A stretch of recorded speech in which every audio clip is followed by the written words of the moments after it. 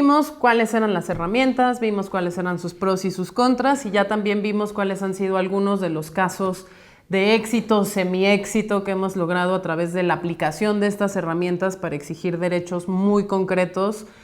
como a la no discriminación, al libre desarrollo de la personalidad, a la educación, a la salud, etc.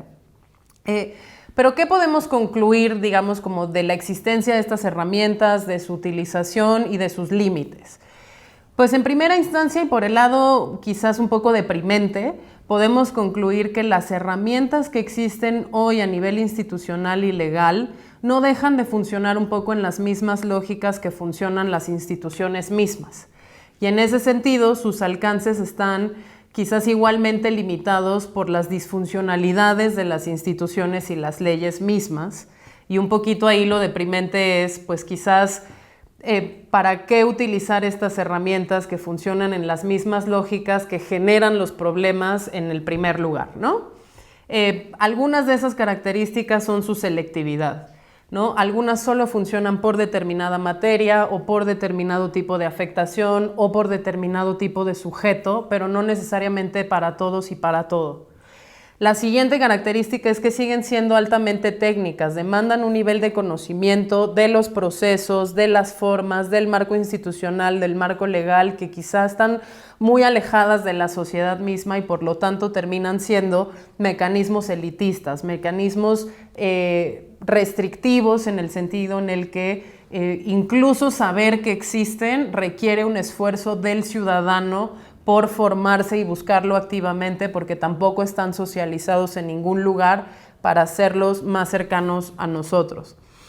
Otra característica es que siguen funcionando desde una lógica muy relacional, es decir, quién soy yo y a quién conozco determina muchas veces el resultado de lo que yo puedo exigir, en donde lo puedo exigir, con quien lo puedo exigir. Y eso pues termina de nuevo activando y desactivando mecanismos que lo que terminan por hacer es precisamente validar a esos intermediarios de los que nos queremos deshacer. Y en esos intermediarios incluso terminamos contribuyendo muchas de las organizaciones de la sociedad civil o muchos de los colectivos organizados de individuos y asociaciones que terminamos de alguna u otra manera funcionando en esta misma lógica del saber a quién conoces y por dónde puedes llegar y cuál es tu nivel de influencia que determina el nivel de justicia que vas a obtener, que es, pues, en definitiva, aberrante y es contra lo que estamos luchando.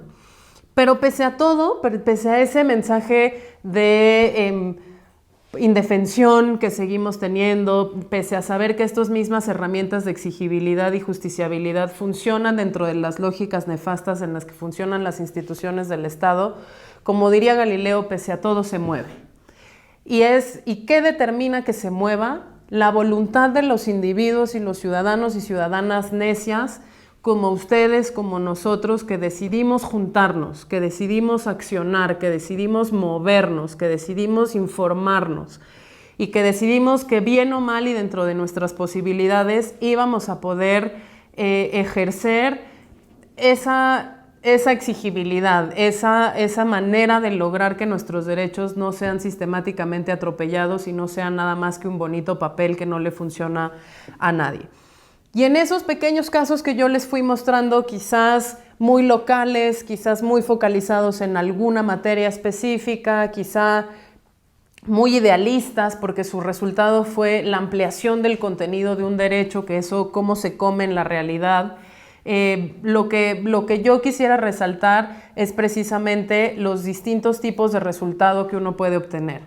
Desde el reconocimiento de una lógica nefasta, de una cadena de disfuncionalidades en una dependencia determinada, hasta la reparación del daño o la retribución de la afectación ejercida, hasta el reconocimiento de un nuevo derecho o la puesta en marcha de mecanismos ya más grandes de obligar a la autoridad a que no pueda evadirse a sí misma para cumplir con sus responsabilidades y elimine en la medida de lo posible las barreras para que quienes vienen detrás de nosotros puedan acceder a estos mismos derechos de una manera mucho más rápida. Al final del día lo que logramos con estas herramientas son precedentes, son sentencias en firme, son criterios que después pueden ser utilizados y evocados por otros colectivos que tengan el camino por lo menos un poco más rápido de lo que ya lo tuvimos algunos.